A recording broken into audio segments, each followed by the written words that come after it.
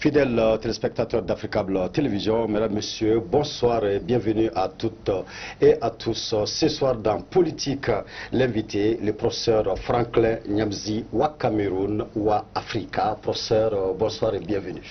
Bonsoir mon cher Robert Dissa et bonsoir aux téléspectateurs d'Africable que je suis content de retrouver.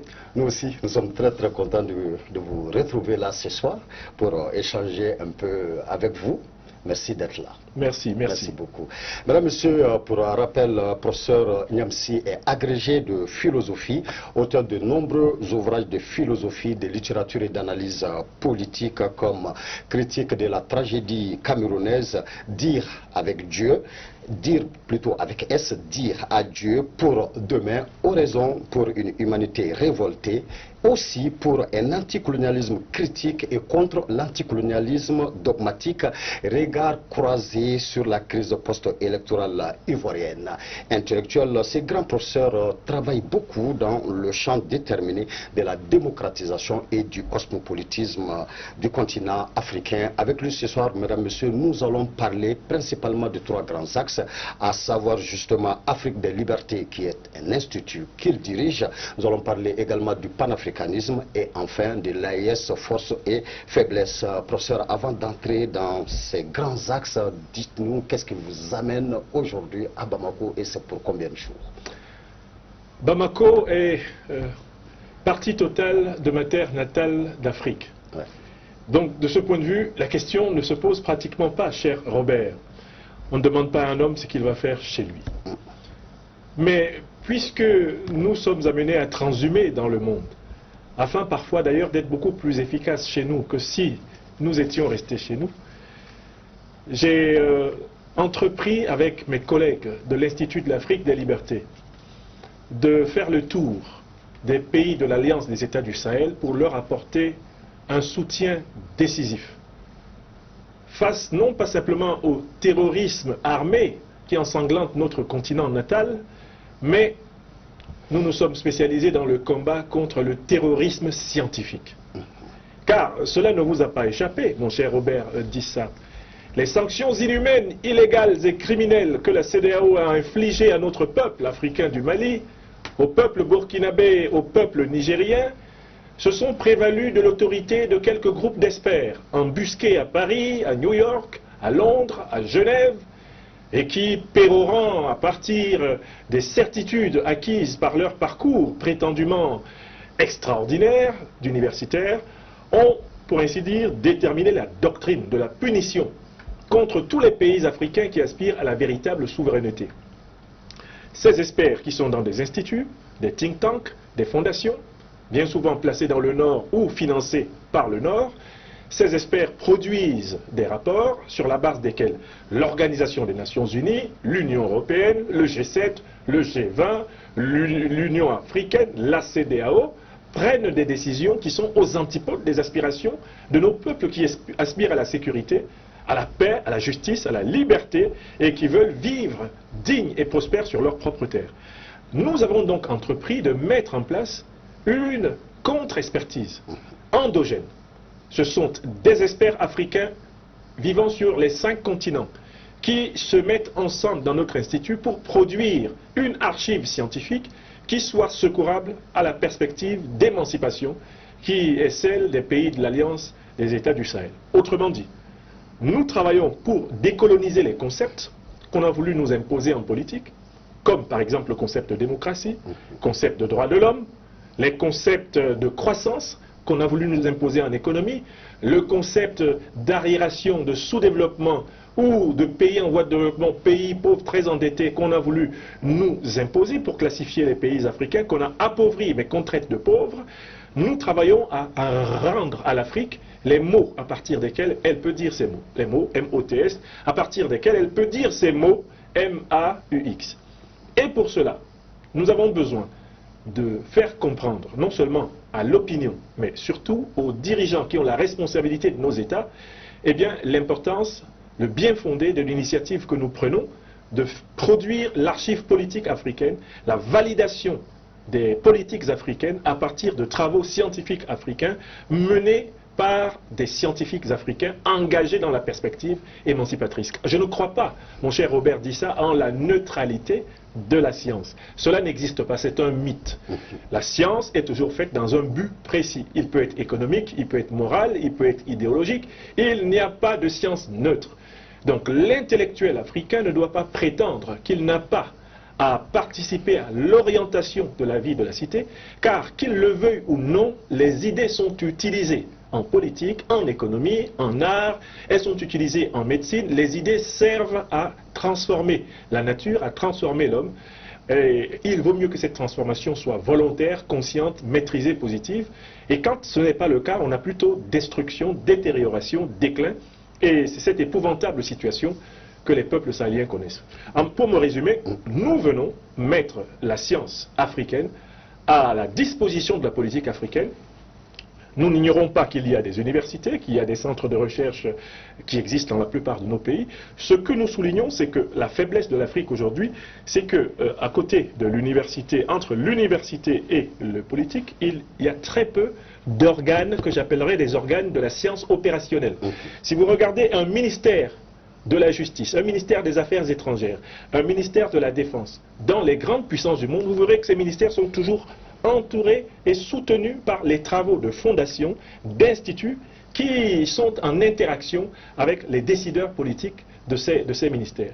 Donc, ce travail des instituts, des fondations, ce travail des think tanks est un travail essentiel. Et chaque pôle de l'action politique doit s'entourer de noyaux de réflexion, de productivité, pour que l'Afrique cesse de dépendre des humeurs d'obscurs chercheurs et experts tapis dans les limbes du monde occidental ou oriental et prétendant toujours dicter à l'Afrique ce qui est bien ou mal.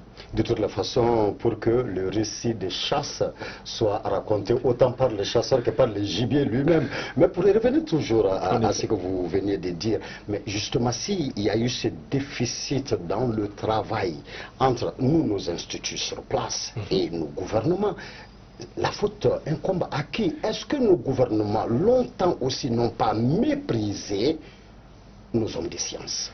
La vérité est que la science africaine, mettons, de ces 60 dernières années, est née en situation de domination. Lorsque l'on crée un État dans une situation asymétrique, où cet État signe par ailleurs des accords pour dire qu'il renonce à posséder sa propre monnaie, dire qu'il renonce à assurer sa propre sécurité et que les bases militaires de l'ancienne puissance coloniale vont rester. Lorsqu'on crée un État, en acceptant que cet État soit soumis au statut de penholder d'une ancienne puissance coloniale qui décide pour cet État aux Nations Unies. Lorsqu'on crée un État en déclassant les langues nationales et en les désofficialisant pour officialiser la langue héritée du colon, on commence l'activité scientifique au service de la domination, qu'on le veuille ou non. Ça s'appelle les indépendances sous haute surveillance, les pseudo-indépendances. L'erreur qu'on a commise pendant très longtemps, c'était de penser que cette situation de domination, de vassalité, que nous avons appelée dans le bassin francophone la France-Afrique, on a pensé que ça ne concernait que les politiques. Ce qu'on n'a pas vu, c'est que ça concernait les scientifiques. Pourquoi? Parce que si vous avez une élite politique dominée, vous avez une science dominée. Vos laboratoires de recherche, vos universités produisent des idées qui reproduisent votre situation de dominé.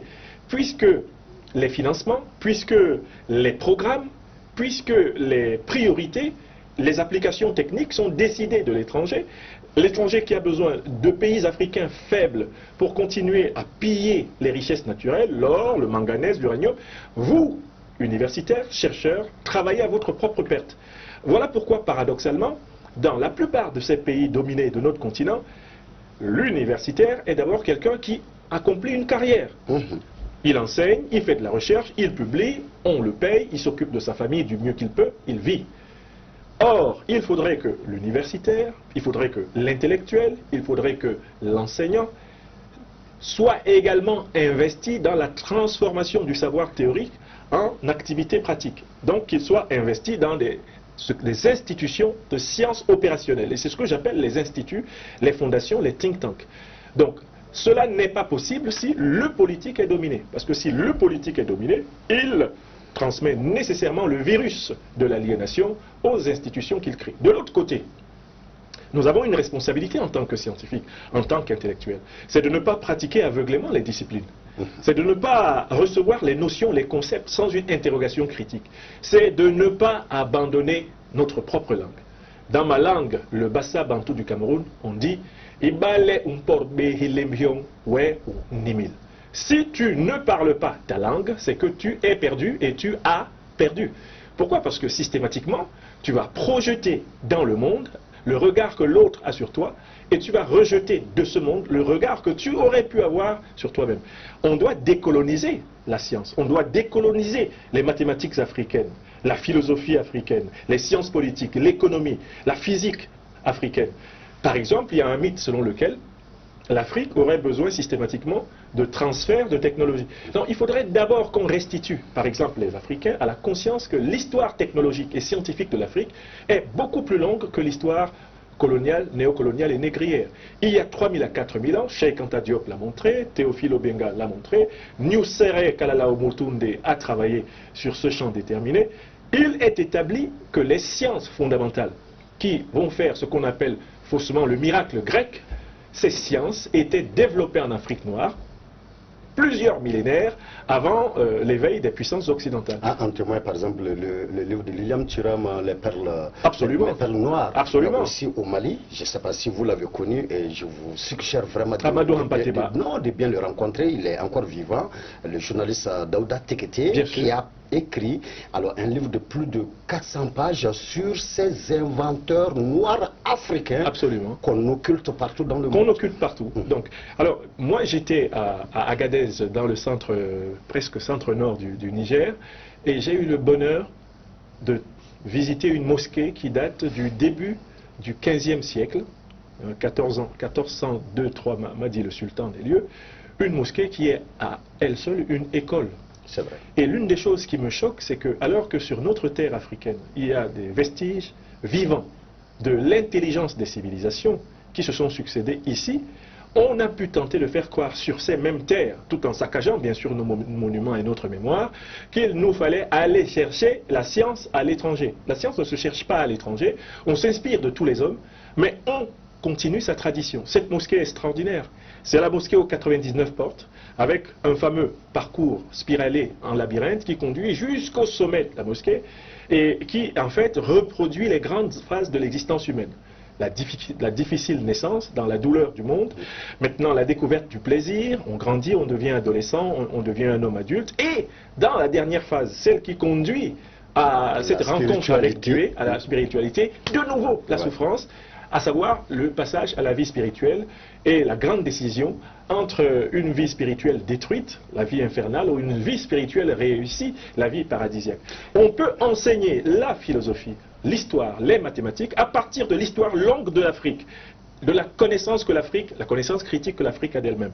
Donc on doit mener les révolutions politiques en même temps que les révolutions scientifiques. Oui, on va parler forcément d'un des programmes de votre Institut Afrique des Libertés, le quatrième axe d'ailleurs du programme de l'Afrique des Libertés qui est consacré justement au génie culturel africain. Absolument. On aura certainement le temps d'en parler. Mais une première question, internaute, Bamoignan.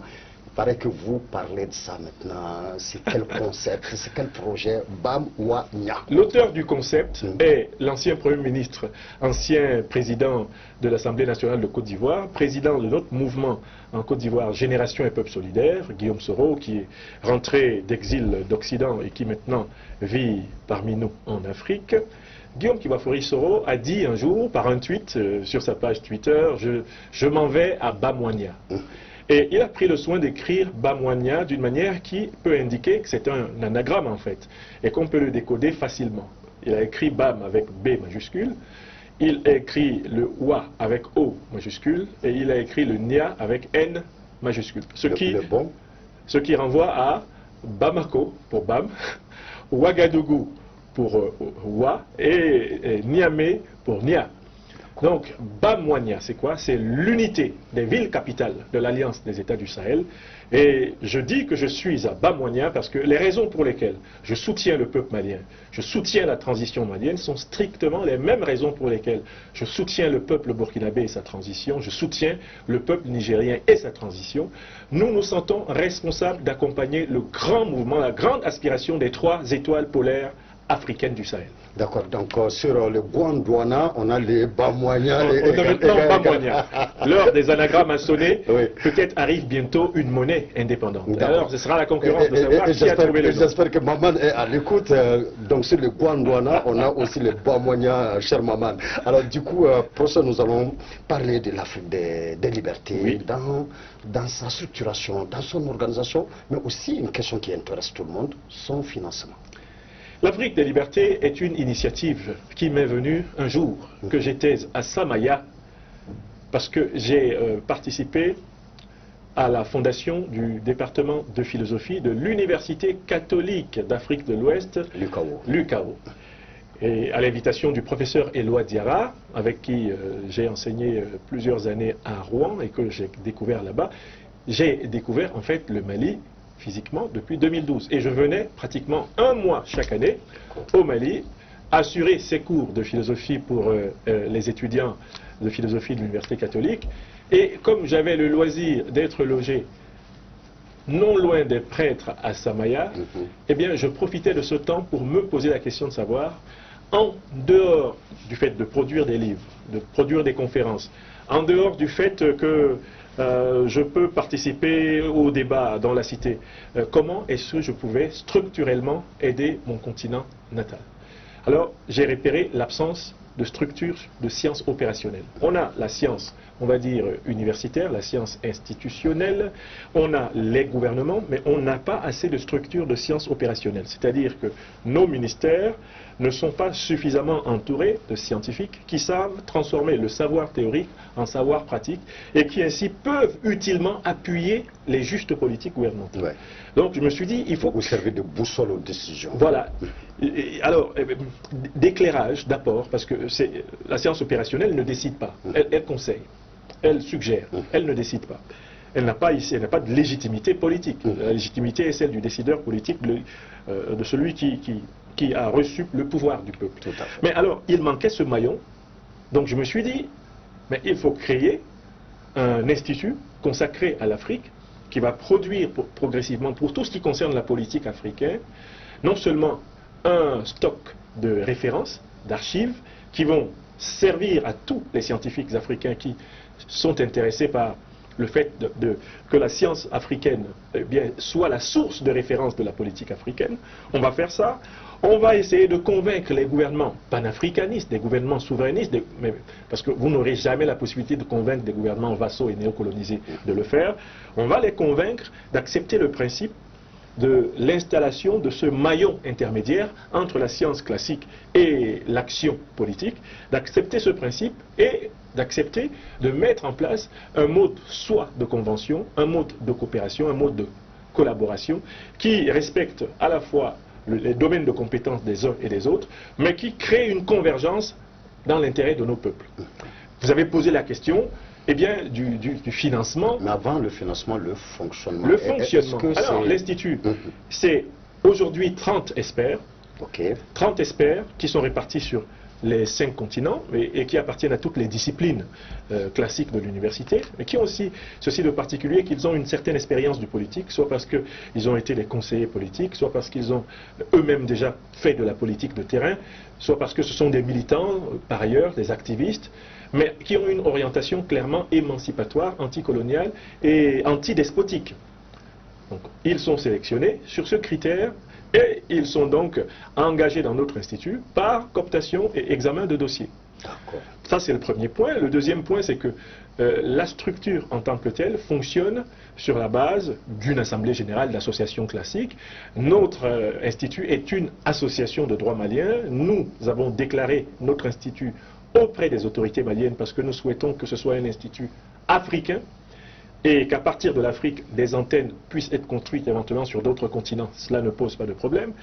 Nous finançons sur nos fonds propres et nous pouvons être ouverts à la réception si cela est nécessaire, de subventions sur projet, mais de subventions d'autorités politiques appartenant à la mouvance panafricaniste à laquelle nous nous reconnaissons, ou éventuellement de subventions de donateurs citoyens estimant que certains des projets que nous menons sont bons. D'accord. Alors nous allons parler maintenant du programme de l'émancipation africaine tel que le veut Afrique des libertés. Oui. Mais rapidement un éclairci sur le concept de liberté ici. Parce que là c'est pas l'Afrique de la liberté, mais l'Afrique des libertés. De quelle parle-t-on rapidement? On entend ici par liberté au pluriel le fait, en fait, qu'il n'y a pas une compréhension unique et exclusive de la liberté. Okay. La liberté meurt quand on ne l'entend que d'une seule façon. Il y a liberté là où plusieurs voix peuvent s'exprimer, sans pour autant s'auto ou s'entre-détruire. Voilà pourquoi je promeus l'Afrique des libertés. Une certaine façon de dire que je suis un ardent défenseur du pluralisme des idées. Et vous l'avez dit d'ailleurs au Niger, je crois qu'on aura le temps là aussi d'en parler parce que vous avez dit à Mahamoud ou Mahaman Oumarou que en fait vous ne vous installez pas quelque part dans des vaines rivalités, mais on aura justement le temps d'en parler. Mais revenons maintenant sur le programme. Vous avez bien suivi les choses, Robert. J'ai vraiment suivi tout le séjour nigérien, j'ai tout suivi dès lors que je savais qu'on allait avoir cette émission-là. Oui. Mais alors, croyez-moi, je vous ai suivi seconde après seconde. Donc, le programme de l'émancipation africaine, 4 axes. La fin de l'occupation militaire étrangère du sol africain, la fin de la domination économique néocoloniale et impérialiste en Afrique, la fin des régimes despotiques en Afrique et enfin, la renaissance culturelle africaine. Commençons par le premier axe, la fin de l'occupation militaire étrangère du sol africain. Quel état des lieux adressez-vous aujourd'hui par rapport à ce premier axe-là? Un état des lieux qui est habité par un immense espoir, incarné par l'Alliance des États du Sahel. Certains croyaient cela impossible, que les forces militaires d'une ancienne puissance coloniale quittent pacifiquement le territoire africain à la demande des peuples et des gouvernements panafricanistes. Le Mali, le Burkina et le Niger incarnent la preuve que le soft power africain est de retour. Il y a une molécule chimique fondamentale qui explique le succès de ces démantèlements d'occupation militaire néocoloniale. L'alignement entre les peuples, l'armée et le gouvernement. Chaque fois qu'en Afrique, il y a un alignement entre les aspirations du peuple, les aspirations de l'armée et celles des gouvernants, on obtient la dédomination militaire. Vous avez observé au Mali que quand l'écrasante majorité des Maliens a dit qu'elle ne voulait plus voir de base militaire française sur son sol, l'armée malienne, qui pourtant avait coopéré pendant plusieurs années, plusieurs décennies, avec cette armée française, cette armée, sous l'inspiration et la détermination de son peuple, cette armée s'est faite porteuse de la doctrine du peuple. Et le leadership du président Assimi Goïta a pris sa première légitimité de la reconnaissance de cette aspiration populaire.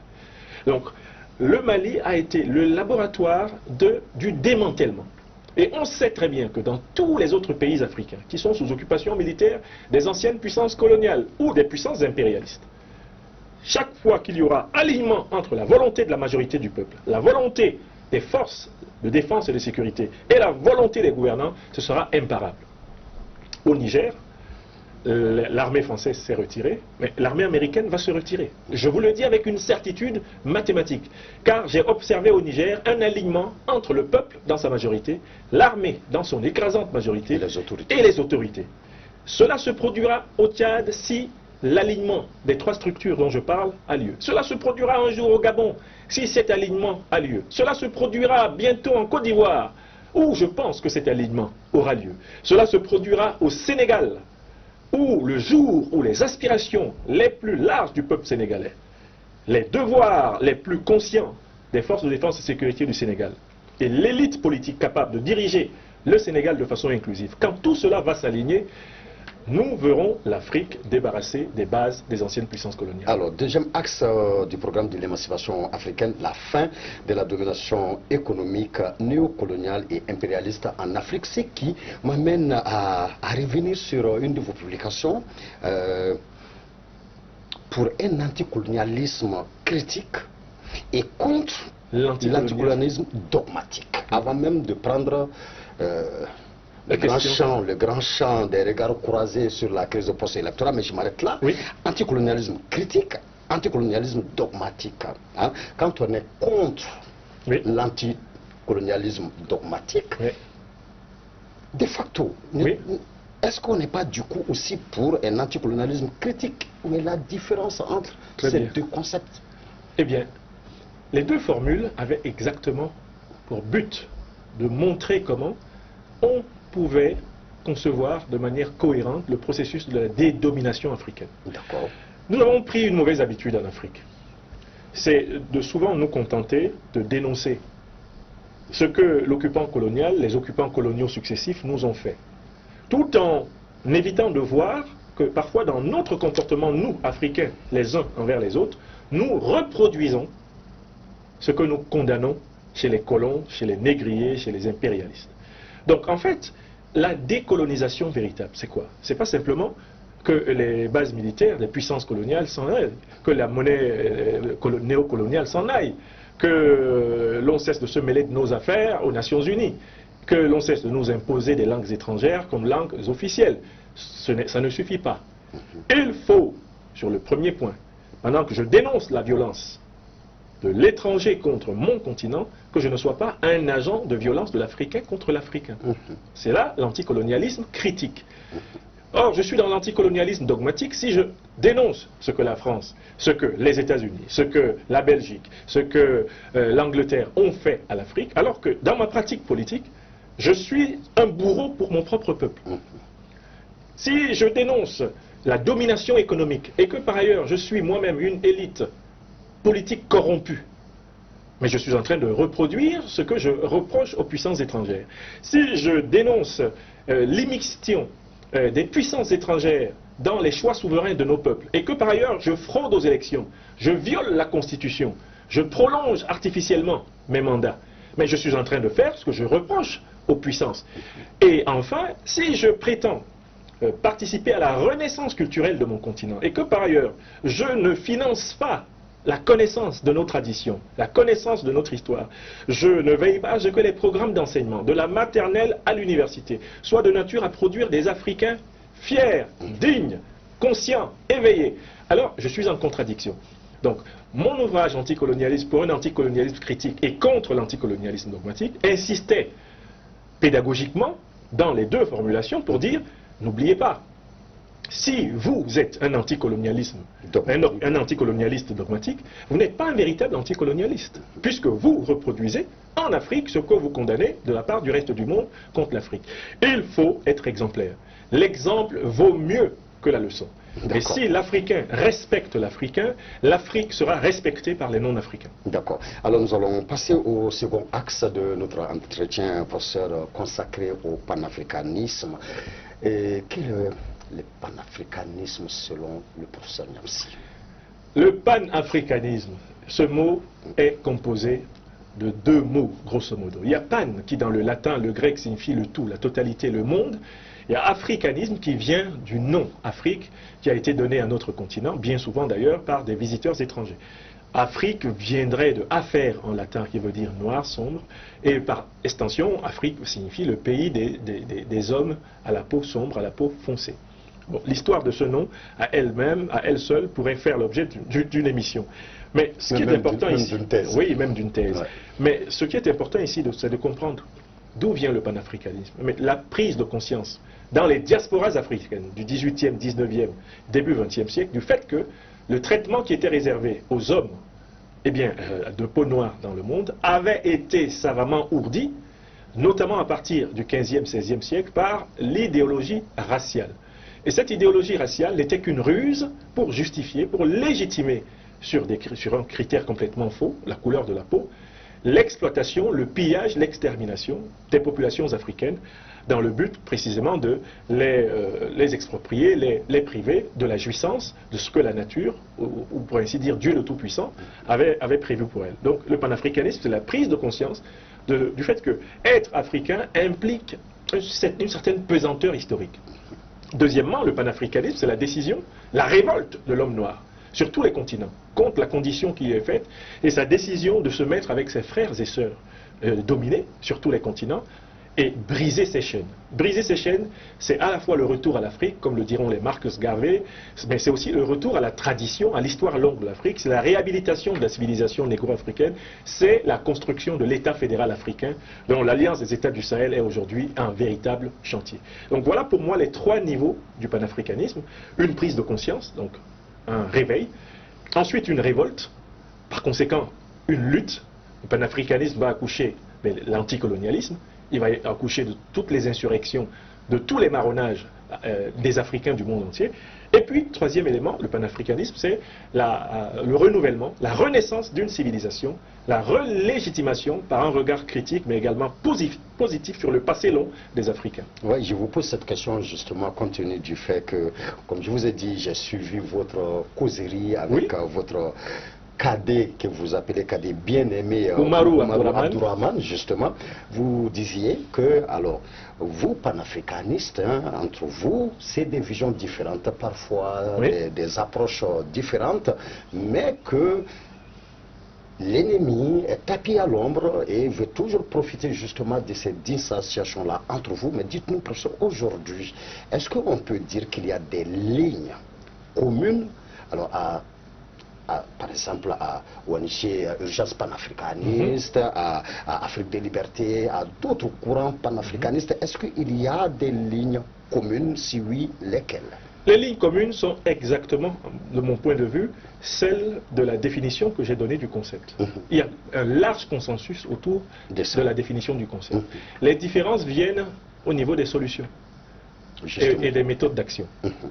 Alors, d'abord au niveau des solutions, certains panafricanistes estiment qu'il faut reconstruire l'Afrique sur la base du critère de la reconstitution de la communauté noire, mais donc le critère biologique, et il faudrait réapprendre aux Noirs à vivre exclusivement et amoureusement et bienveillamment avec les Noirs, en noir. Ça, c'est donc un courant qui prône d'une certaine pureté raciale noire. Et il y a un autre courant qui prône plutôt un panafricanisme de réalisation, celui qui réalisera l'état de droit africain, sans se figer sur le métissage inévitable des sociétés humaines, celui qui va réaliser une Afrique suffisamment puissante pour sécuriser ses populations, capable de tirer tout bénéfice de ce que la nature lui a offert, un panafricanisme donc de réalisation économique et sociale, celui qui va réaliser une Afrique puissante, et donc capable de rivaliser avec les autres grandes puissances dans le cadre d'un monde multipolaire. Donc voilà déjà une différence entre un panafricanisme déracialisé et un panafricanisme encore racialisé. Mais on peut aller plus loin. Tout au cours du XXe siècle, on a vu qu'il y avait le panafricanisme révolutionnaire, qui était d'inspiration marxiste-léniniste, qui prônait la lutte des classes et la révolution prolétarienne africaine, avec des figures comme Nkrumah, comme Nyerere, comme Amilcar Cabral, et dans une certaine mesure le premier Mandela, des figures vraiment qui s'étaient imbibées de la doctrine marxiste-léniniste, qui s'étaient imbibées du maoïsme, qui s'étaient imbibées globalement du courant socialiste occidental. Et il y avait un autre panafricanisme, qui était un panafricanisme néolibéral, celui des Houphouët-Boigny, des rois du Maroc, celui de Mobutu, celui d'Ahidjo, bref, de tous ceux qui considéraient que l'Afrique ne pouvait se réaliser qu'en évoluant sous le giron des anciens maîtres coloniaux. Donc, il n'y a pas un seul panafricanisme, il y a des panafricanismes. Et le problème qui se pose aujourd'hui, c'est que ceux qui veulent maintenir l'Afrique en situation de suggestion veulent encourager les courants panafricanistes qui sont de nature à diviser, à claniser, à opposer inutilement les Africains. Il faut donc que nous fassions attention. Voilà pourquoi je fais partie de ceux qui, constamment, dans la grande nébuleuse panafricaniste, c'est vrai, vous appelez toujours à l'union, vraiment. Et je défends systématiquement les leaders panafricanistes, les mouvements panafricanistes, quel que soit le lieu où ils sont réprimés, quel que soit le lieu où ils sont atteints dans leur droit d'exister. Et je suis contre l'unification du panafricanisme. La raison est toute simple. S'il y a unification du panafricanisme, ça voudra dire qu'il n'y aura plus de débat sur le panafricanisme. Et d'ailleurs, vous parlez de rétinisation oui. collective. La crétinisation. Crétinisation. Crétinisation, oui, j'avais mal. Crétinisation collective. Voilà, cette uniformisation, elle cache la crétinisation. La pensée unique produit davantage des moutons que des hommes libres. D'accord. Mais quand même, est-ce que pour que le panafricanisme ou les panafricanismes quand même puissent nous amener à réaliser l'unité africaine, il faut quand même le minimum qui va au-delà des simples éléments définitionnels, professeur. Par exemple, nous savons, si nous retournons dans l'histoire, le premier congrès panafricaniste, c'est avec Henri Sylvester, qui a réuni autour de lui voilà, des gens comme les Webb Dubois et autres. À quand, par exemple, un grand congrès panafricaniste pour au moins dégager des pistes communes entre vous, panafricanistes, parce que quand ça va à gauche, ça va à droite, d'après vous-même, l'ennemi est là, tapé à l'homme qui finance à gauche, qui finance à droite. Nous autres, qui ne sommes pas inscrits forcément dans la liste, nous pouvons nous dire quoi? Vous êtes tous financés d'une manière ou d'une autre. Alors, mais à quand ces grands congrès-là? Quelles sont les difficultés de réaliser un tel congrès, par exemple? Alors, une fois de plus, il faudra s'attendre à ce qu'il y ait plusieurs congrès panafricanistes. Il faut renoncer au mythe de l'uniformisation. Il faut renoncer au réflexe de penser que la puissance se réalise uniquement lorsqu'il y a rassemblement de tous. Laissons les gens se rassembler en fonction de leurs affinités. Laissons-les réaliser leur conception de l'unité. Et quelque part, l'un des enseignements de la dialectique, c'est qu'il faut toujours laisser une ouverture à la contradiction. Donc moi, ma perspective n'est pas de rassembler tous les panafricanistes dans une organisation. Je ne pense pas qu'il soit possible de rassembler tous les panafricanistes dans un congrès. D'ailleurs, il y a plus de panafricanistes inconnus que de panafricanistes connus. Ça, c'est clair. Donc un congrès, c'est juste impossible qui rassemblerait tous les panafricanistes. Je suis pour l'idée que chacun, en fonction de sa compréhension du panafricanisme, travaille à organiser les rencontres de ceux qui souhaitent mettre en commun leurs expériences. Bien sûr, ces rencontres devront être autant que possible des rencontres de points de vue divers. Mais je pense qu'il y a un programme minimal sur lequel la majorité des tendances panafricanistes aujourd'hui tombent d'accord. C'est la désoccupation militaire de notre sol, c'est l'abolition des monnaies néocoloniales, donc la domination économique, c'est le retour de la souveraineté des peuples. Et enfin, c'est le retour à une connaissance profonde et à une modernisation assumée de nos propres traditions. Ça, ces 4 points-là, je suis sûr que ce sont des lignes de rassemblement. Maintenant, au niveau de la mise en œuvre, la diversité des points de vue panafricanistes, mais elle doit être promue. Je ne suis pas d'accord avec chaque panafricaniste, mais je me battrai pour qu'il ait le droit de s'exprimer. D'accord, nous allons parler maintenant du 3e axe du programme de Afrique des libertés, la fin des régimes despotiques en Afrique, professeur. Vaste programme. Et quand nous avons mis sur nos plateformes que nous vous recevons ce soir, alors on a eu des réactions. Super. Et croyez-moi, 90% des commentaires que personnellement j'ai notés, alors vont dans un même sens. Pourquoi le professeur Niamsi parle du Mali, de l'AES, du Burkina Faso, du Niger? Il est camerounais d'origine. Très bien. Là-bas, on a un despote qui ne dénonce presque jamais. C'est ce qu'il dit, hein, qui ne dénonce presque jamais. Il y a d'ailleurs quelqu'un qui dit que le professeur est sans doute un citoyen du monde par ses nombreux voyages. Mais de moins en moins, on le voit à Yaoundé, à Abidjan. Robert, il faut lui poser la question pourquoi. Merci. Et la question est posée. Eh bien, je leur réponds. Franklin Niamsi, Wa Cameroun, Wa Africa, 1. ne s'appartient plus, et 2. appartient à toute la communauté africaine mondiale. C'est comme cela que je perçois ma mission. Et le fait que mon pays natal, l'Afrique, et que le monde ait contribué à m'ouvrir aux lumières de l'esprit, eh bien, pour ce fait-là, je suis reconnaissant de cette façon, en étant disponible pour tout ce qui concerne la communauté africaine et plus largement la communauté humaine. Deuxièmement, Robert, j'ai écrit 25 ouvrages. Et parmi les 25 ouvrages, je vous pose une colle. Combien d'ouvrages ai-je écrit sur le Cameroun? Ouais, là, vous me posez une vraie colle, parce que la seule que je connais, c'est la tragédie. Critique de la tragédie camerounaise. Eh bien, j'en ai écrit 4. J'ai écrit Critique de la tragédie camerounaise. Vous en avez cité un deuxième. Oraison pour une humanité révoltée, dire adieu au demain. J'ai écrit Réflexion pour une politique africaine de civilisation, le livre est consacré au Cameroun. J'ai écrit les nouvelles de Douala, parce que j'écris également de la littérature. Oui. Ça fait 4 livres sur le Cameroun. Alors, je pose la question à ceux qui me disent que je ne parle pas du Cameroun. Dites-moi, est-ce que vous connaissez combien de Camerounais qui ont écrit 4 livres sur leur pays? Pas beaucoup. Je fais partie des Camerounais qui se sont préoccupés de leur pays natal. La deuxième remarque que je veux faire, c'est quel est le contenu de mes livres sur le Cameroun? C'est la dénonciation de la dictature de M. Biya.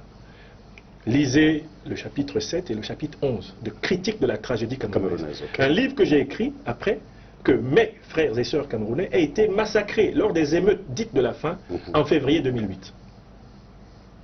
J'ai écrit ce livre pour dénoncer la dictature de M. Biya.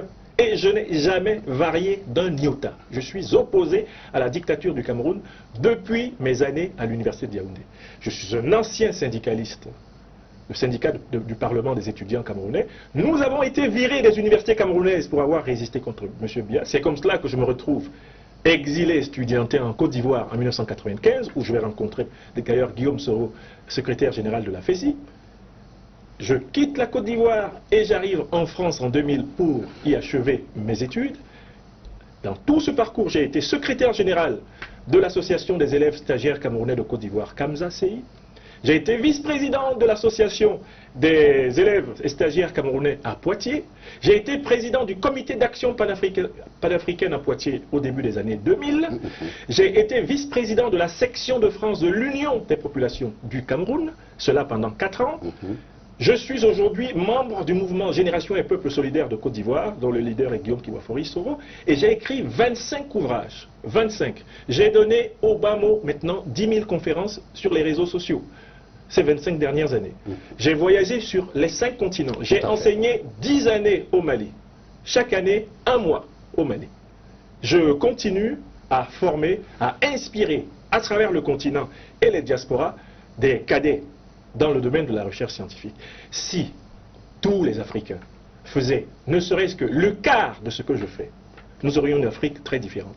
Mais les gens qui ont formulé cette critique, mais qu'ils déposent leurs états de service envers leur propre pays.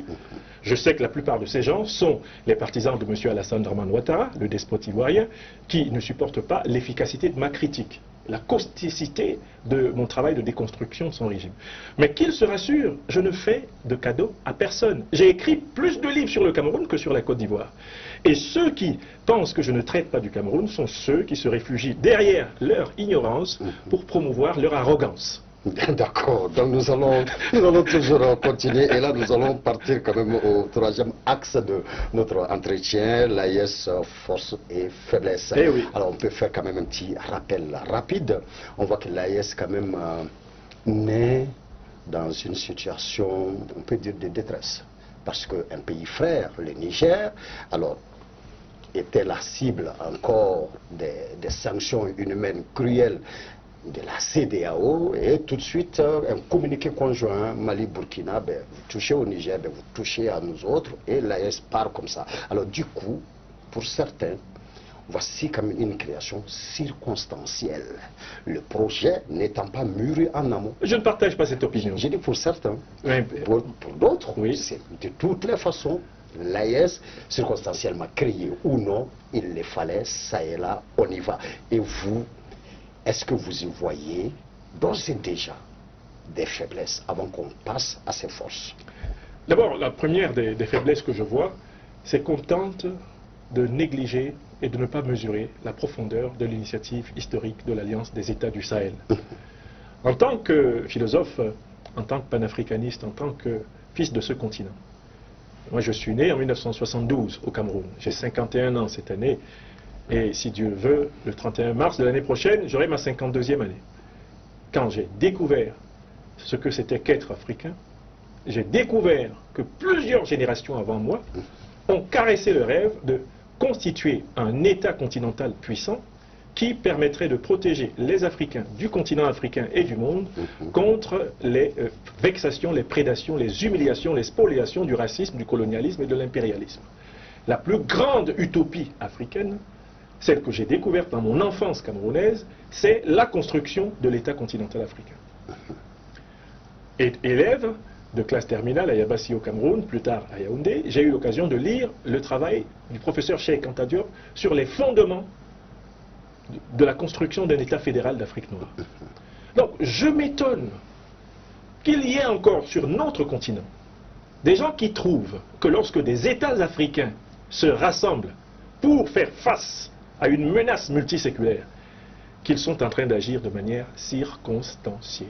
Non, c'est une nécessité historique. D'autant plus que l'Afrique est agressée comme Afrique. Elle est agressée comme totalité.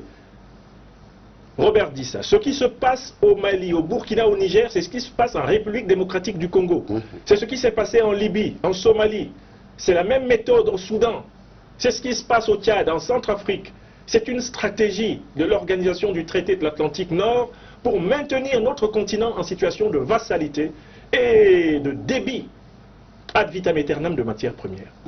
Je lisais à tout hasard qu'un pays comme le Niger avait signé en 1968 une convention accordant l'uranium nigérien pour 75 ans à la France, sans considération pour les quantités extraites. Non, Robert, la création de l'AES n'est pas une action circonstanciée, c'est le réveil de la conscience historique africaine. D'autant plus que, allons-y pratiquement, comment peut-on vaincre le terrorisme en le combattant séparément? Impossible. Vous combattez Al-Qaïda et l'État islamique au Mali, ils se réfugient au Burkina. Vous les combattez au Burkina, ils se réfugient au Niger. Vous les combattez au Niger, ils se réfugient en Algérie. Vous les combattez en Algérie, ils se réfugient, je ne sais pas, en Libye. Il faut une synergie des États pour amenuiser les groupes terroristes. On ne pourra jamais mettre fin au terrorisme, mais on pourra toujours neutraliser les terroristes. Le terrorisme est un dispositif mental et idéologique qui consiste à utiliser la terreur pour imposer ses objectifs économiques, ses objectifs politiques ou accessoirement religieux. Il y aura toujours des terroristes. Et j'espère que vous savez très bien que les plus grands terroristes que nous ayons connus, ce sont les négriers, ce sont les colons, ce sont les néocolons et les impérialistes. Et Al-Qaïda et l'État islamique sont des enfants de cœur à côté de la barbarie de l'occupation coloniale, des exterminations coloniales, des exterminations négrières. On essaye de nous présenter le terrorisme comme un phénomène nouveau, alors que l'Afrique est confrontée à une expérience de 6 siècles de terrorisation. 6 siècles de terrorisation. J'ai lu dans l'avion me ramenant du Niger au Mali, un ouvrage du docteur Abbas Zirbin, un brillant médecin nigérien qui a travaillé sur ce qu'il appelle le sahélo-terrorisme et qui montre que pendant très longtemps, on s'est amusé à ne pas appeler un chat un chat. On s'est amusé à ne pas comprendre que l'attaque d'Al-Qaïda de l'État islamique c'est tout simplement, en fait, la mise en œuvre du plan que ceux qui ont attaqué au 18e, 19e pour dépecer l'Afrique en territoires coloniaux avaient déjà mis en place. C'est le même plan qu'ils avaient mis en place pour s'approprier la main-d'œuvre africaine quelques siècles plus tôt. Nous sommes dans une continuité du terrorisme. Par conséquent, il nous faut une réponse continue. La réponse doit être à la mesure du problème. Enfin, l'AES, c'est quelque chose de beaucoup plus sérieux. La raison est toute simple. Le Mali a bien compris que s'il laissait attaquer le Niger, les populations fuyant le Niger, elles viendraient au Mali. Bien sûr. Donc c'était dans l'intérêt du Mali d'empêcher l'attaque contre le Niger. Il ne faut pas non plus ici que nous soyons un peu bisounours et qu'on pense que les États, le Mali, le Burkina, ont simplement été animés d'un élan d'amour. Non, ils ont été animés d'un élan de conscience. Si le Mali explose, la Côte d'Ivoire explose. Le Burkina explose, le Niger explose, le Nigeria explose. Donc nous n'avons pas intérêt à laisser attaquer un État de la sous-région parce qu'en le laissant, nous nous suicidons. Enfin, il y a quand même une troisième raison. Le Liptako Gourma, mon cher Robert. J'espère que vous savez qu'aujourd'hui, avec le bassin congolais, la République démocratique du Congo, c'est la plus riche région en concentration de matières premières stratégiques sur la Terre. Albert Einstein a écrit une lettre en novembre 1939 au président Franklin Delano Roosevelt. Dans cette lettre, il lui dit: il est très important de savoir que la plus grande réserve d'uranium sur la Terre se trouve en Afrique et notamment dans le bassin du Congo. À l'époque, on ne connaissait pas encore les réserves, par exemple, du Liptako Gourma. Et il continue. Or, vous savez que ce métal est décisif pour développer et posséder l'arme dissuasive et l'arme destructrice la plus importante, la bombe atomique. L'atome. La maîtrise de l'atome. C'est clair. Et donc de l'arme nucléaire. Et Einstein ajoute un troisième paragraphe. Il est donc de la plus grande nécessité pour les États-Unis de veiller à ce que les réserves d'uranium du Congo ne soient jamais contrôlées par les Congolais. Voilà ce qu'un scientifique opérationnel. Parce que Einstein était un scientifique opérationnel. Il fait des études de sciences physiques. Ensuite, il travaille dans un institut qui est collé au ministère de la Défense des États-Unis. Après avoir été exfiltré d'Allemagne, parce que juif, il était pourchassé par les nazis. Ce type fait le travail d'instruire le gouvernement américain, de tout faire pour qu'à la tête du Congo, il y ait systématiquement des gouvernements qui vont accepter le pillage de l'uranium congolais. Mais il faut que nous sachions que ce qui nous arrive a été pensé par les autres et que nous devons donner une réponse pensée. Quand on a donc aujourd'hui, avec la révolution numérique, Robert dit ça, toutes les informations que nous possédons, on ne peut plus se permettre de penser que la politique est simplement une affaire de réaction. Ça doit être une réponse systémique, systématique. Et si l'Institut de l'Afrique des libertés a décidé de soutenir le travail des gouvernements, soutenir la lutte des peuples, c'est parce que nous savons que s'il n'y a pas de savants opérationnels pour transférer le savoir théorique en savoir pratique, c'est-à-dire aider les décideurs à être prêts dans un monde qui va très vite, mais nous allons nous effondrer. Les Africains vont se retrouver déportés sur tous les autres continents et le mythe du raciste Forster, le raciste sud-africain, d'une Afrique sans les Africains, qui serait un paradis pour les occupants non africains, ce mythe dangereux se réalisera. Donc pour moi, nous devons prendre l'AES au sérieux. C'est la prunelle de nos yeux. C'est ce que nos ancêtres voulaient pour nous. Ce pourquoi on a tué dans le passé les meilleurs d'entre nos dirigeants. C'est cela qui maintenant s'accomplit. Mais cela s'accomplit parce que le temps de la puissance, de la sagesse, de la force africaine est arrivé. Alors, l'AIS, une dynamique irréversible selon vous, même si, en fait, un de ces gouvernements en place aujourd'hui venait à prendre fin? Est-ce que c'est un processus irréversible désormais selon vous? Il y a quelque chose qui s'est produit dans les peuples de l'AES. Ce quelque chose-là, je le perçois comme une nécessité historique, une force qui transcende les individus. Il y a beaucoup d'Assimi Goïta qui sont nés au Mali. Il y a beaucoup d'Ibrahim Traoré qui naissent au Burkina Faso. Il y a beaucoup de Tiani qui naissent. J'ai la chance, jusqu'ici, de connaître maintenant, dans une certaine proximité, les dirigeants maliens et nigériens. La détermination de ces hommes vient d'une force surnaturelle qui vient de leur peuple, mais qui transcende leur peuple et qui relève même de la force qui tient le cosmos en équilibre. Les peuples ont changé. Et voilà pourquoi ce n'est pas RFI, France 24 ou TV5 qui font l'actualité, mais les réseaux sociaux africains, mais des chaînes comme Africable. Désormais, l'Afrique s'approprie son discours de la méthode. Les Africains sont les mieux placés maintenant dans le monde pour parler de l'Afrique. Et les Africains s'écoutent davantage eux-mêmes qu'ils n'écoutaient jusqu'ici, bien sûr, ces voix étrangères qui, pour des intérêts étrangers, dictaient le discours africain de la méthode. Donc, il y a quelque chose qui a changé. La génération qui est actuellement aux affaires dans l'AES a provoqué un mécanisme qui, en spirale, va conduire à une prise de conscience plus forte. Je pense même que les dirigeants actuels, chaque jour qu'ils se lèvent, ont le sentiment que les peuples vont plus vite qu'eux. Il m'arrive de constater que les dirigeants de l'Alliance sont obligés de rejoindre les peuples. Parfois, ce qu'ils croient impossible commence à être réalisé par les peuples, les obligeant à suivre parce que cela est vrai et juste. Alors, nous sommes quand même dans le domaine de l'histoire, et c'est un domaine qui est caractérisé non pas par l'irréversibilité, mais qui est caractérisé quand même par les options de la liberté. Les hommes peuvent toujours se tromper. Il pourrait y avoir des erreurs, il pourrait y avoir des blocages, il pourrait y avoir des stagnations. Mais nous n'avons pas le droit de fuir les difficultés. Je dis souvent une phrase qu'il y avait sur les livres de mathématiques de mon enfance au Cameroun, ou bien les difficultés brisent un homme, ou bien elles achèvent de le rendre plus fort. On doit le dire des peuples. D'accord. Assumons les difficultés, car c'est cela qui nous fera grandir. Alors, une dernière question, professeur, parce que nous acheminons vers la fin de cet entretien-là. Au nom de l'anticolonialisme critique, très bien. Au nom, en fait, du troisième axe du programme d'émancipation africaine de l'Institut Afrique des Libertés, qui est quand même un programme qui va lutter, ou qui aidera à lutter contre tout ce qui est despotique en Afrique. Burkina, Niger, Mali, nous sommes avec des militaires au pouvoir. Alors, des heures passent, des jours passent, des semaines passent, des mois passent, des années passent.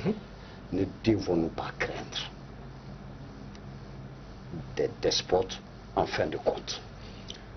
Très bien. Votre question, mon cher Robert Dissa, appelle une distinction conceptuelle fondamentale.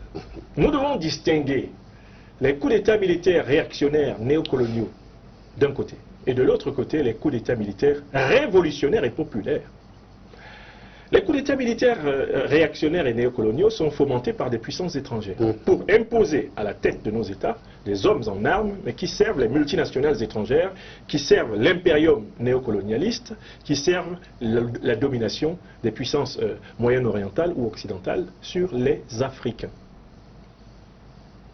Maintenant, il y a les coups d'État révolutionnaires et populaires. Ils répondent aux aspirations des peuples. Les forces de défense et de sécurité prennent acte du fait que les peuples veulent être les acteurs principaux de leur propre transformation.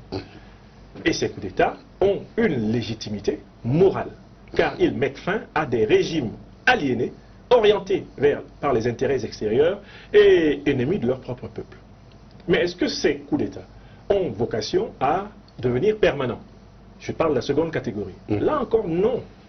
Mais, Robert, nous sommes en guerre. Quand un pays est en guerre, combien de pays en guerre avez-vous vu laisser à l'écart de la gestion de la chose politique leurs militaires? Impossible. Impossible. C'est impossible. Maintenant, j'ajoute, est-ce que vous savez que 15 des présidents qui furent élus à la tête des États-Unis d'Amérique étaient des officiers d'armée, bien souvent des généraux? 15. On nous donne des leçons de démocratie et de droits de l'homme parfois à partir de Paris. Mais qui a fondé la 5e République française?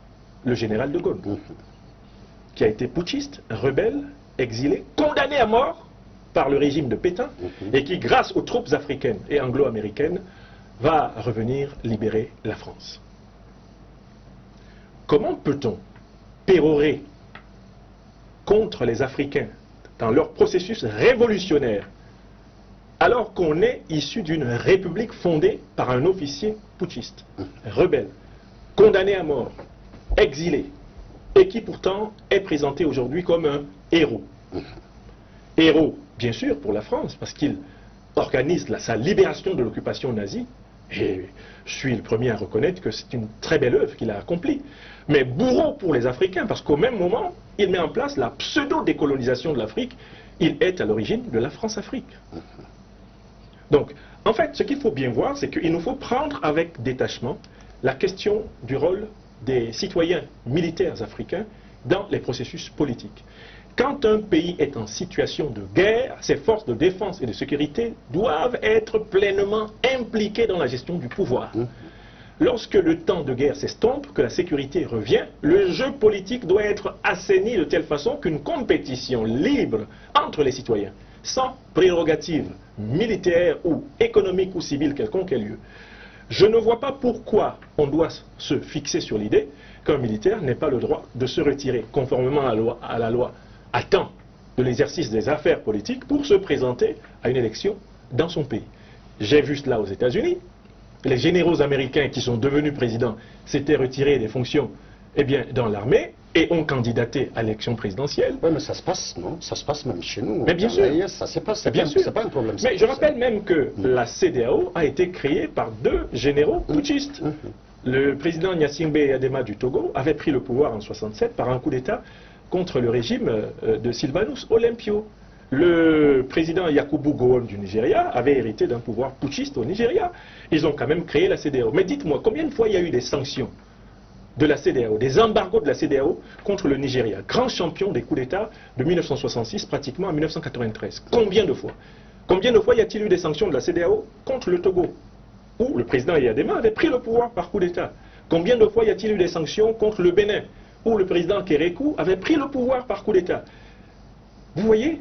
En réalité, c'est parce que le Mali, le Burkina et le Niger, aujourd'hui, sont dans des processus révolutionnaires, c'est-à-dire en faveur des populations, qu'on décide d'ostraciser, de diaboliser les officiers valeureux qui risquent leur vie pour leur peuple, alors que de l'autre côté, on flatte M. Oligui Nguema à la tête du Gabon. Vous avez vu, il a fait un coup d'État, il a été applaudi par toutes les puissances néocoloniales. On flatte M. Kaka Déby à la tête du Tchad. Vous avez vu, il a fait un coup d'État, on est venu l'installer en avril 2021. Donc en fait, ce 2 poids 2 mesures écœurent les Africains. Ce sont les peuples africains qui doivent décider de la durée du séjour de leurs citoyens militaires au pouvoir. Un militaire, de mon point de vue, n'est pas un citoyen supérieur aux autres. Mais il n'est pas non plus un citoyen inférieur aux autres. Nos constitutions doivent reconnaître des droits politiques égaux à tous les citoyens et définir dans quelles circonstances on peut compétir à l'élection présidentielle, aux élections législatives. Si la loi dit 4 mois avant l'élection, il va falloir, si vous êtes un membre de la transition, de vous retirer, il appartient à ceux qui veulent être candidats de respecter la loi. Mais je ne vois pas pourquoi on doit se braquer là-dessus. S'il faut que nos pays soient dirigés par des citoyens militaires parce que nous sommes en guerre, la raison nous dicte de le faire. D'accord. En tout cas, au Mali, on n'a jamais connu ce problème-là. La Constitution le permet bien. Un militaire au Mali peut démissionner. Et dans la nouvelle Constitution, c'est même 4 mois avant. Sinon, avant l'élection. C'était 6 mois. Tout à fait. Alors, professeur, nous arrivons vraiment au terme de cet entretien-là. Quel est votre appel aujourd'hui, pas à l'endroit forcément des peuples de l'AIS ou d'Afrique, mais principalement à l'endroit en fait des autorités de l'AES. Pour certains, vous ne les critiquez jamais, mais quel est votre appel à leur endroit? Quelles sont les erreurs dans lesquelles ils ne doivent jamais tomber, par exemple, en quelques 2 ou 3 minutes? La première erreur dans laquelle elles ne doivent jamais tomber, nos autorités bien-aimées, parce qu'elles se sacrifient pour nous, elles sont prêtes à mourir pour nous, c'est l'erreur de ne pas écouter leur peuple. Ne jamais rompre le lien avec le peuple. Pour moi, c'est la première chose. La deuxième chose, c'est de préparer les peuples aux décisions les plus difficiles. Et ne jamais retarder le temps de ces décisions lorsque la préparation est suffisante. Donc une pédagogie de la décision. Les décisions sont mal vécues par les peuples quand elles n'ont pas été préparées et quand les peuples eux-mêmes n'y ont pas été préparés. Donc ici, j'appelle au renforcement du travail de communication politique qui est en cours dans les États de l'AES. Il faut continuer. Et l'Institut de l'Afrique des Libertés vient ici en soutien à cette démarche. La troisième recommandation, c'est que tous les dirigeants des pays de l'AES doivent tous les jours de leur vie songer qu'un jour il leur faudra quitter le pouvoir. Et que la plus belle leçon qu'ils puissent donner aux générations futures, c'est de quitter le pouvoir dans des conditions de paix, de transparence, d'équité, qui fassent qu'ils soient des anciens chefs d'État, aimés et respectés après le pouvoir, davantage même qu'ils l'auront été pendant le pouvoir. Voilà mes 3 conseils. Et vous dites que je ne les critique pas. Mais écoutez, lorsque nous sommes en guerre, nous partageons nos critiques entre nous, parce que nous avons une communauté de destin. En ma qualité d'intellectuel qui a pris conscience de la gravité de la situation de l'AES, mon rôle est d'apporter une contribution critique, mais qui soit utile à la lutte ensemble. Il ne faut pas confondre vitesse et précipitation, vessie et lanterne, critique et d'une certaine façon, impulsivité. Critique et critique. Voilà. Voilà. Merci, professeur. Merci, mon cher Robert. Content d'avoir cet entretien avec vous. Vraiment, nous sommes très heureux de vous avoir reçu là ce soir et échanger avec vous sur ces questions combien importantes. Merci. Et merci pour votre clairvoyance. Merci pour vraiment la profondeur de tout ce que vous nous avez donné ce soir. Merci beaucoup. Mesdames, Messieurs, c'était alors l'invité de politique africable, le professeur Franklin Nyamsi, ou à Cameroun, ou à Africa, professeur agrégé de philosophie, auteur de nombreux ouvrages de philosophie, de littérature et d'analyse politique, auteur entre autres sur une vingtaine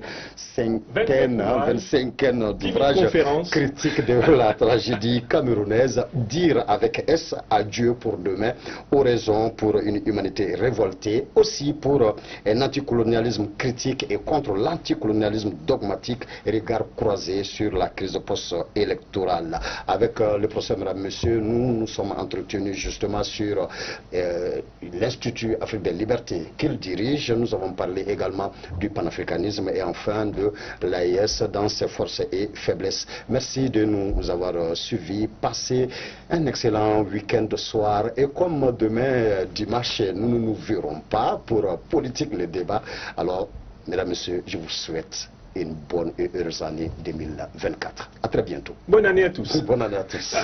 Bonne année.